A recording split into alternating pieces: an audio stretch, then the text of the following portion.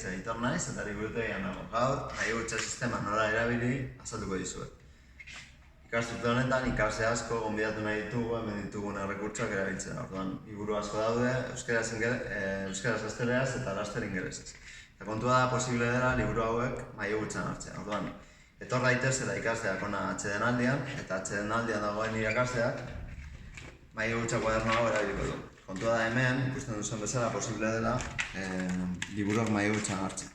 Oso erraza da, datu batzuk bete behar ditu hemen zaindari dagoen irakasleak, besteak beste data, ikaslearen izena, liburuaren izenburua, eta bat. Eta gero ondoren, ikasle bezala, bi aste izango dituzu liburu hau irakurtzeko eta itzultzeko. Orduan, garrantzitsuena da liburua dagoen bezala itzultzea, da egoera honean, eta bitartean disfrutatzea.